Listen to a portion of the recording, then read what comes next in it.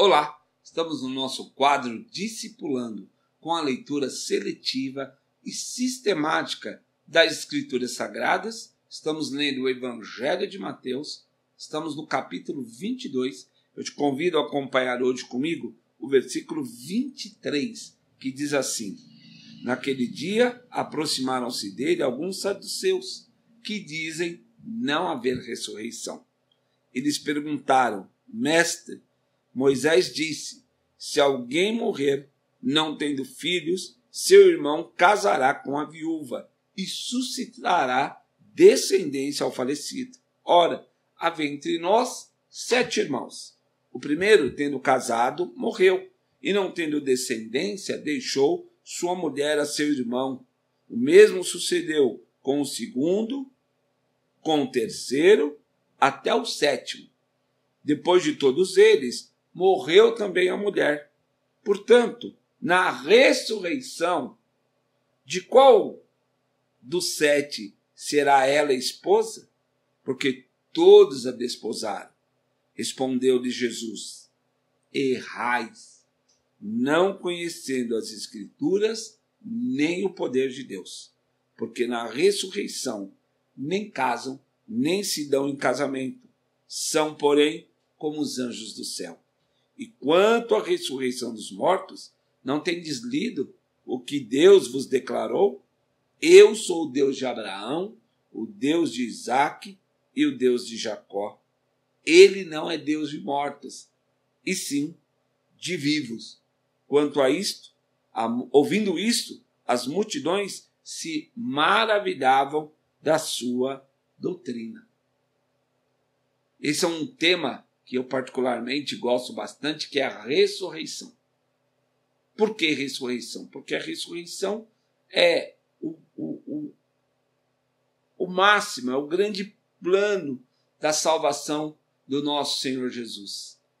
Porque ele morre por nós na cruz, ressuscita ao terceiro dia e, conforme está lá em Romanos 6,4, nós fomos gerados, então, para viver em novidade de vida.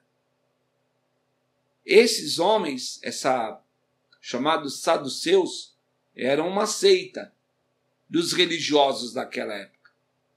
E a sua principal tese era que não havia ressurreição. Os dias dos homens se limitavam apenas à vida humana. Morreu, acabou. Não tem mais nada. Não se espere mais nada. Não creia mais nada. Não confie em mais nada. Não declare mais nada. Não proclame mais nada. E eles, claro, bolaram uma historinha para colocar Jesus contra a lei, porque eles invocam a Moisés, para trazer uma situação socialmente complicada. 7 irmãos casam com uma mulher, nenhum deles tem filho, morre a mulher.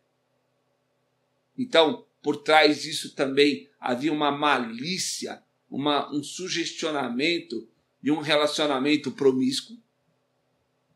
E, por fim, eles querem, claro, desacreditar as verdades que Jesus falava, principalmente acerca da ressurreição, como ele fala lá em João 5,24. Aquele que crê em mim não morrerá, mas passará da morte para a vida. Mas é claro, Jesus, conhecendo-lhes a malícia, o absurdo, ele lhes responde de tal maneira, verso 29, errais, porque vocês não conhecem nem a Escritura, muito menos o poder de Deus. E é fato que muitos, hoje em dia, vivem desta maneira. Vivem primeiro crendo que não há amanhã, que não há futuro, que não há vida após a morte. E por isso, eles dizem, aproveitemos agora, comamos e bebamos, porque amanhã morreremos. É isso. Muitos vivem assim. Outros ainda mais creem que há uma segunda chance, terceira chance, quarta, quinta, sexta e por aí vai. Quando a Bíblia está escrita, né? Ao homem é ordenado morrer uma única vez. E depois disso, o juízo. E é exatamente disso que consiste a salvação. A nossa redenção, ela passa ao final pela ressurreição. Para você saber mais disso, leia 1 Coríntios 15, uma leitura muito salutar em relação a esse tema. Mas Jesus confronta aqueles homens e diz a eles: vocês não conhecem nem o que vocês estão dizendo, nem do que vocês estão falando.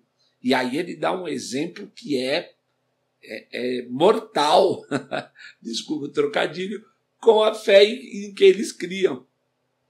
Nunca vocês leram que Deus é Deus de Abraão, de Isaac e de Jacó?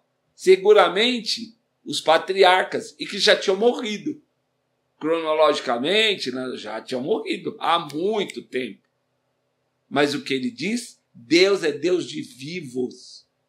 Porque aquele que está em Cristo não morrerá, mas viverá eternamente.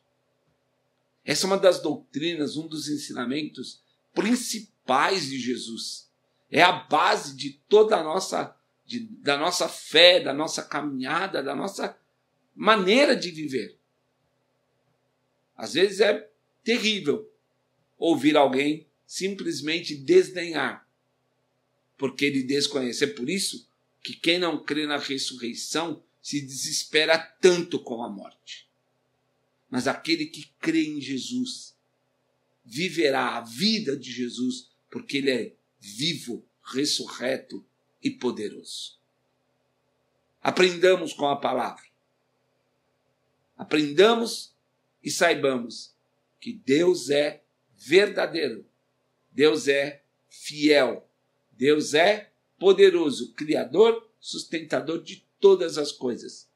E para nossa salvação, ele ressuscitou o seu filho. Ai daqueles, triste daqueles, que vivem como se não houvesse ressurreição. Há uma eternidade. Há uma eternidade.